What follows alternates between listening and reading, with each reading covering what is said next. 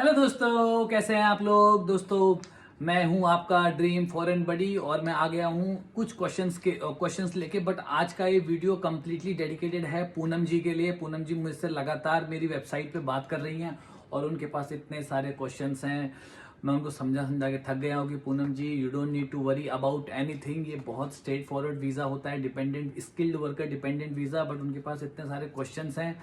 But मैंने सोचा कि इतने सारे क्वेश्चंस का मैं एक मिला के एक वीडियो बना देता हूँ। तो ये वीडियो कंप्लीटली उन्हीं के लिए डेडिकेटेड है। बट इसमें काफ़ी सारे क्वेश्चंस हैं जो स्किल्ड वर्कर डिपेंडेंट में कवर हो जाते हैं, जिससे काफ़ी लोगों की हेल्प हो सकती है। बट वही है, वीडियो शुरू करने से पहले अपना वही सेम डिस्क्लेमर जो भी मैं आपको बताता हूँ, इस completely based on my own personal experience. किसी भी चीज़ में आगे बढ़ने से पहले अपने ऑफिशियल वेबसाइट, वीजा कंसल्टेंट और ट्रस्टेड रिसोर्सेज पे पक्का चेक करें, किसी पे भी ब्लाइंड ट्रस्ट ना करें। ओके दोस्तों, तो वीडियो अपना शुरू करते हैं। बट वही है, अब जैसे मेरे कुछ फ्रेंड्स मुझसे बोल रहे थे कि यार कितने चैनल तूने बना दिया है, 50 से ज़्यादा तेरे पास वीडियोस हैं, तू इतना बना रहा है लेकिन तेरे पास ज़्यादा व्यूज़ नहीं है, सब्सक्राइबर्स नहीं है।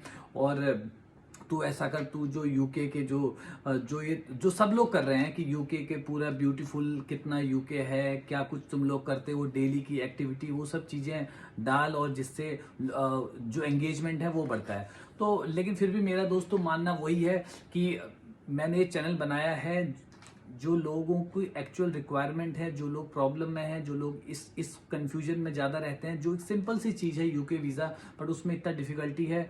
तो मैं चाहता हूं कि आप लोगों का जो ये वीडियो देखने का एक्सपीरियंस हो वो कंप्लीटली अनइंटरप्टेड हो, ताकि आप आए हो किसी प्रॉब्लम को लेके और मैं दिखा रहा हूँ कुछ वीडियोस, कुछ सीनरी, कुछ ब्यूटीफुल, वो सब चीज़ें मैं नहीं करने वाला हूँ इस चैनल में। जैसा कि मैंने पहले भी आपको प्रॉमिस किया है कि आप अगर यहाँ पे आ रहे हो तो आपको A to Z यहाँ पे सारी इन्फॉर्मेशन, सारे डाउट क्लियर, एक तरीके का नॉलेज बेस मैं आपके लिए बनाना चाहता हूँ, ताकि एंटायरली आप केवल जो आपकी प्रॉब्लम्स हैं और डाउट्स हैं वो आपके क्लैरिफाई हों। बाकी अगर आप यूके आप आ गए तो ऑटोमेटिकली आप बहुत सारी चीज़ें यहाँ पे खुद एक्सप्लोर कर सकते हैं। अदरवाइज इन सब चीज़ों के लिए यूके के बहुत सारे, इस चीज़ों पे बहुत सारे वीडियोस और चैनल्स हैं, आप वहाँ जाके उनको देखें, पक्का वो बहुत सही है। बस ये चैनल आप लोगों के लिए है जिनके डाउट्स, मिथ्स और कन्फ्यूजन्स, प्रॉब्लम्स और कितने सारी चीज़ें हैं उनके लिए ही है।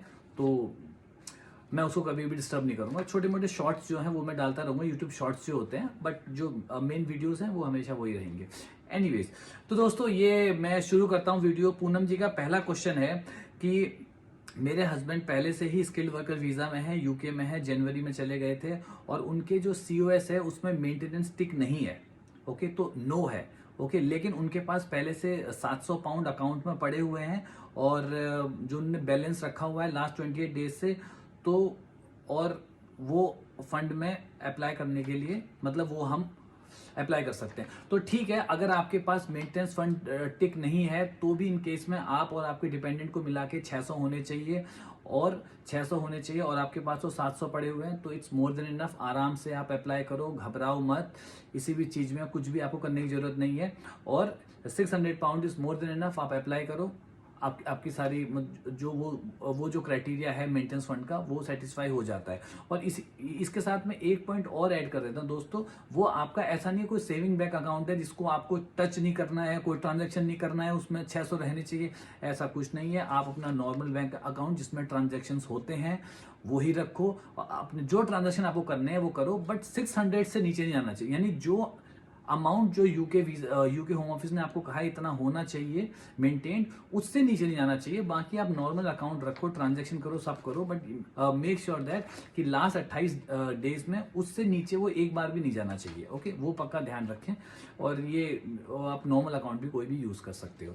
ओके ओके, तो दूसरा चीज उन्होंने ये कहा कि do we also have to require any document और certificate from my husband employ in the UK for my application और जस्ट द फंड्स। तो उनका इस पूरे में कहने का मतलब है, क्या उनके हस्बैंड को कोई कंपनी से कोई डॉक्यूमेंट, जो उनका एम्प्लॉयर है उससे कोई डॉक्यूमेंट, सर्टिफिकेट की रिक्वायरमेंट है कि वो अपने डिपेंडेंट्स को बुला रहे हैं। ओके, तो ऐसा कुछ नहीं है। एक डिपेंडेंट जो होता है वो स्किल्ड वर्कर का डिपेंडेंट है, उसका एम्प्लॉयर से कहीं से दूर दूर तक कोई मतलब नहीं है, वो एक बहुत ही सेपरेट एंटिटी है। तो एम्प्लॉयर की साइड से कुछ भी नहीं चाहिए। ओके कुछ भी नहीं चाहिए आपको। बस क्या करना है कि आपको एम्प्लॉयर जो आपका मेन एप्लीकेंट है, जो मेन एप्लीकेंट जो स्किल्ड वर्कर जो पहले से यूके में है, उसके पास फंड है, उतना ही इनफ है। उसके पास जो डॉक्यूमेंट है जैसे बीआरपी हो गया या पासपोर्ट में जो विनिट स्टिकर होता है वही आपको रिक्वायरमेंट होता है। प्लस आपको उसकी जो सीओएस की डिटेल्स होती है वो चाहिए होती है। अदरवाइज आपको एम्प्लॉयर की साइड से कुछ भी नहीं चाहिए होता है। सीओएस चाहिए होता है, वो सीओएस आपके जो हस्बैंड है उनके पास पहले से ही है, तो कोई प्रॉब्लम नहीं है उससे। ओके तीसरा उन्होंने ये क्वेश्चन पूछा, और ये आई थिंक ये क्वेश्चन काफी इंपॉर्टेंट भी है। लोगों को इतना डर रहता है ना, और मतलब वो ये अनाप शनाप चीजें दिमाग में आती हैं यूके वीजा को लेके, कि मेरा जो पासपोर्ट है वो बिल्कुल फ्रेश है, मेरा पासपोर्ट जो है वो बिल्कुल फ्रेश है, इसमें आज तक वीजा फ्री है, इसमें आज तक कोई भी वीजा लगा नहीं है, और बिल्कुल न्यू पासपोर्ट है, मैंने आज तक कभी आउटसाइड इंडिया ट्रेवल किया भी नहीं है। तो क्या ये मेरे वीजा एप्लीकेशन पे एक नेगेटिव इम्पैक्ट डालेगा? देखो नेगेटिव इम्पैक्ट डालता है, उस टाइम पे डालता है जब आप tourist as a tourist visa पे आते हो या किसी भी डिफरेंट टाइप के वीजा पे आते हो। लेकिन आप इस टाइम पे आप स्किल्ड वर्कर के डिपेंडेंट बन के आ रहे हो। जो आपका जो स्किल्ड वर्कर जो मेन एप्लीकेंट है वो ऑलरेडी यूके में है, आप उसके बिहाफ पे आ रहे हो। तो इसके लिए ये एक प्लस पॉइंट है कि आपने कहीं ट्रेवल नहीं किया है, कोई आपकी रिफ्यूजल हिस्ट्री नहीं है, तो कोई प्रॉब्लम नहीं है, वो आप उसके बेस पे आ रहे हो। तो इसलिए आपका किसी भी चीज से कोई मतलब नहीं है। तो आपको रिक्वायरमेंट है आपके जो हस्बैंड है या जो भी आपके पार्टनर है उसका सीओएस नंबर, जो सीओएस नंबर का रिक्वायरमेंट है, जो आपका स्पॉन्सर एम्प्लॉयर है उसका नंबर रिक्वायरमेंट है, जो चाहिए होता है ताकि लिंक हो पाए। और अदरवाइज आपके हस्बैंड का बीआरपी या पासपोर्ट की जो कॉपी होती है जिसमें वीनस स्टिकर लगा होता है, एंड दैट्स इट। ओके तो इससे कोई मतलब नहीं पड़ता है स्किल्ड वर्कर डिपेंडेंट वीजा में। इससे कोई मतलब नहीं है कि आपके वीजा में आपका वीजा न्यू जो पासपोर्ट है वो न्यू है या कोई ट्रैवल हिस्ट्री है कि नहीं है, उससे कोई फर्क नहीं पड़ता। Don't worry about it. Okay तो अब दूसरा है यहाँ पे इस पीसीसी रिक्वायर, हाँ फोर्थ क्वेश्चन उन्होंने ये पूछा है कि क्या पीसीसी की रिक्वायरमेंट है स्किल्ड वर्कर डिपेंडेंट वीजा को और टीबी टेस्ट ही काम चले और या फिर केवल टीबी टेस्ट ही रिक्वायरमेंट है? देखो टीबी टेस्ट तो हर टाइम पे चाहिए होता है। पीसीसी वहां चाहिए अगर आपका, जहां तक मुझे लगता है, जो मेरा एक्सपीरियंस है, अगर आपके जो पार्टनर जो ऑलरेडी यूके में है अगर उनको पीसीसी का रिक्वायरमेंट था तो आपको भी लगेगा। ओके तो और मैंने जैसा पहले वीडियो में पीसीसी को एक्सप्लेन किया है लास्ट वीडियो में, तो वो आप देख सकते हैं। तो बट ये है कि पीसीसी का रिक्वायरमेंट नहीं है, अगर आपके हस्बैंड को था तो आपको भी लगेगा। ओके वो पक्का ध्यान रखें। ओके उन्होंने नेक्स्ट सवाल पूछा है कि do I also need to keep funds in my account in India और द, अच्छा हाँ, तो उनका क्वेश्चन स्ट्रेट फॉरवर्ड अगर मैं पूरा समराइज करूं, उनका क्वेश्चन ये है कि क्या ये जो फंड का रिक्वायरमेंट है वो क्या मुझे अपने अकाउंट पे भी रखना पड़ेगा इंडिया में, या फिर मेरे हस्बैंड के से ही चल जाएगा, या फिर हम दोनों को उतना फंड मेंटेन करना पड़ेगा? देखो इसमें कोई प्रॉब्लम नहीं है, या आपका हो, आपके हस्बैंड का हो, या दोनों का मिला के हो। दोनों का मिला के जो अमाउंट बोला है 600 पाउंड, शायद 315 बच्चे का है, 285 आपका जो डिपेंडेंट हो उसका है, दोनों का मिला के वो अमाउंट दोनों को मिला के, या किसी दोनों पार्टनर आपके हस्बैंड या वाइफ दोनों के किसी के अकाउंट में होने चाहिए, बट उतने होने चाहिए, उतना बैलेंस 28 दिन से मेंटेन्ड होना चाहिए। तो उसमें आप कोई डाउट मत रखें। ओके उन्होंने ये सवाल एक पूछा है जो काफी कंफ्यूजन भी है कि मैरिज सर्टिफिकेट के साथ क्या मैं व्हाट्सएप चैट लगाऊं, और जो जहां में इससे पहले हमने जहां पे घूमा है उसके टिकट्स भी लगाऊं, और रिलेशनशिप के प्रूफ भी लगाऊं, जो as we currently do not have any children. Okay तो अभी क्या पॉइंट है यहाँ पे? ओके मुझे अब तक लग रहा था कि आप शायद आपके अपने बच्चे के साथ भी आ रहे हो। अगर आपके बच्चा नहीं है तो फिर तो आपको 700 पाउंड आपके पास पड़े हुए हैं, और आपको तो चाहिए शायद 285, तो 20-25 हज़ार रुपये ही चाहिए। तो ये तो फिर आपके पास काफी इनफ फंड्स है। ओके तो इन्होंने ये पूछा है कि मैरिज सर्टिफिकेट के साथ मैं क्या व्हाट्सएप चैट, रिलेशनशिप प्रूफ, और मैं जहां जहां इससे पहले हस्बैंड के साथ घूमी हूं वो फोटोग्राफ्स वगैरह सब लगाऊं? देखो इसकी कोई रिक्वायरमेंट नहीं है। ये तब चाहिए होता है कि जैसे कोई अनमैरिड पार्टनर होते हैं तो अनमैरिड पार्टनर को आपको 1 साल, आपको 2 साल मिनिमम साथ में रहना होता है। उस टाइम पे आपको काफ़ी प्रूफ चाहिए होते हैं। अगर आप अनमैरिड हो तो आपके पास अगर मैरिज सर्टिफिकेट है जो जो इंडिया में इश्यू हुआ है किसी भी अथॉरिटी के थ्रू, उतना ही इनफ है। और सेफर साइड कह सकते हैं, अगर आप शादी कर चुके हो तो ये पक्का ध्यान रखें कि अपने पासपोर्ट में, दोनों के पासपोर्ट में जो स्पाउस नेम है वो पक्का अपडेट कर लें। इजी प्रोसेस है, तो इससे एक और क्लियरिटी हो जाती है। और बाकी इतना ही रिक्वायरमेंट होता है, बाकी उससे अलग कुछ भी। जितने ज़्यादा डॉक्यूमेंट्स आप दोगे उससे कॉम्प्लेक्सिटी उतनी ही ज़्यादा बढ़ती है। तो मिनिमम डॉक्यूमेंट रखें, कोई प्रॉब्लम नहीं है। हाँ, और ओके, एक 7th क्वेश्चन उन्होंने ये पूछा है कि मुझे काफ़ी ये टेंशन हो रही है कि कहीं मेरे हस्बैंड का जो एम्प्लॉयर है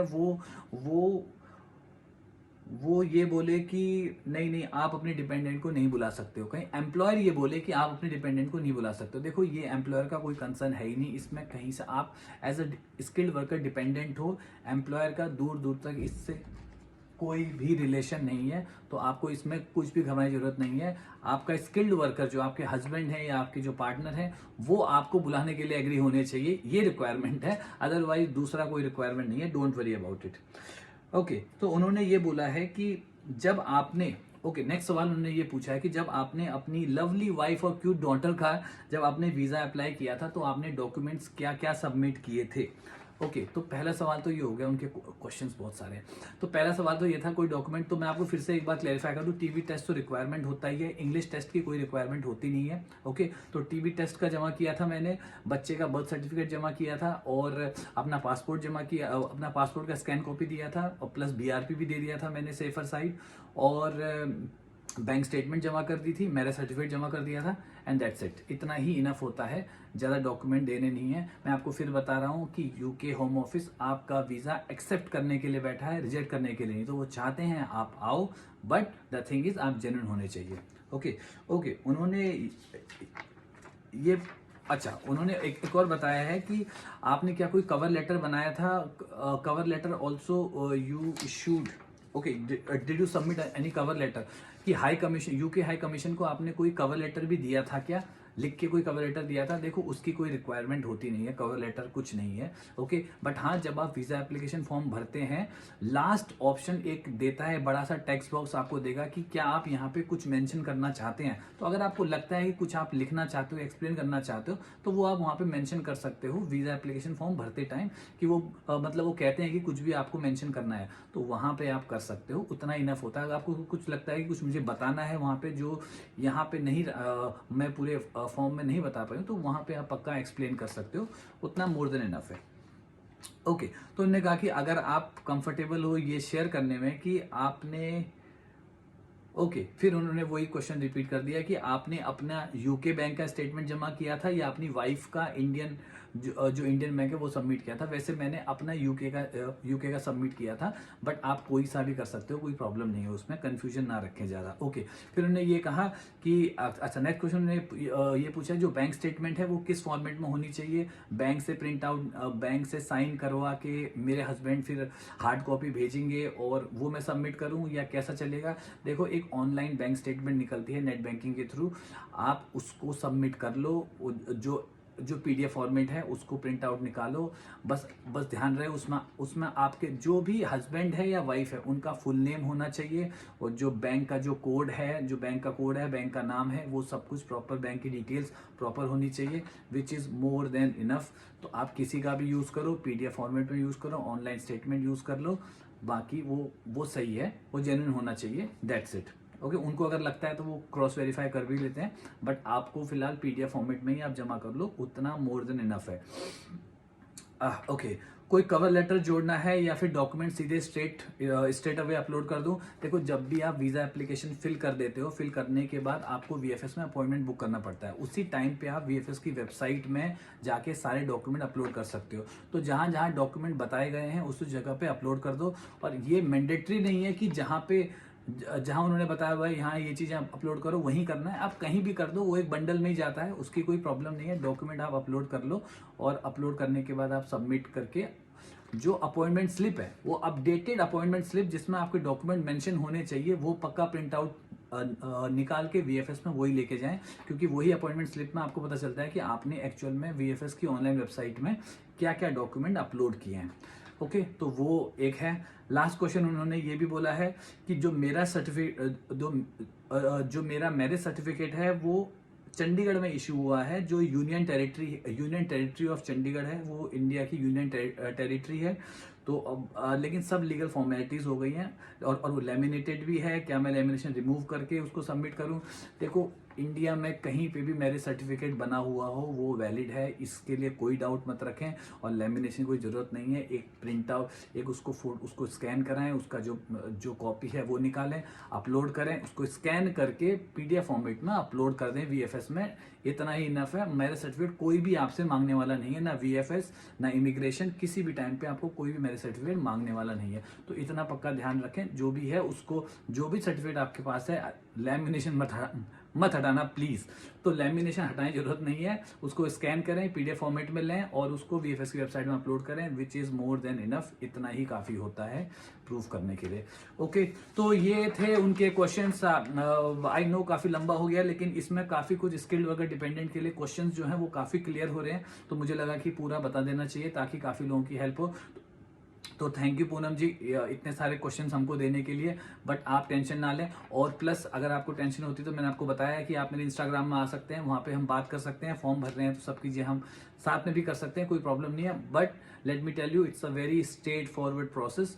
और मेरी वाइफ का तो 8 दिन में ही आ गया था। ओके, मेरी वाइफ और बच्चे का 8 दिन में भी आ गया था। तो ये आप आराम से, उसमें कोई प्रॉब्लम नहीं है। ओके दोस्तों, मुझे लगता है कि काफी थोड़ा सा लंबा वीडियो हो गया, बट क्वेश्चंस काफी कवर हो गए। आशा करता हूँ वीडियो आपको काफी पसंद आया होगा। डू लाइक शेयर सब्सक्राइब, जो भी आपको लगता है वो करें। वेबसाइट पे आए, वेबसाइट पे जाके क्वेश्चंस काफी पड़े हुए हैं, क्वेश्चंस को देखें। प्लस आस्क का क्वेश्चन पे आप जाएं, क्वेश्चन को आपको जो पूछना है वो आप पूछ सकते हैं, मैं वहाँ रिप्लाई भी करूंगा। इंस्टाग्राम पे आए, आप वहाँ पे कॉल भी कर सकते हैं, बात भी कर सकते हैं, कोई प्रॉब्लम नहीं है। ओके, और मैं छोटे छोटे मैं यूट्यूब शॉर्ट्स भी डाल रहा हूँ, तो वो भी आप देख सकते हैं जस्ट फॉर एंटरटेनमेंट। बट जो वीडियोस हैं वो हमेशा यही वाले रहेंगे, इसी फॉर्मेट में।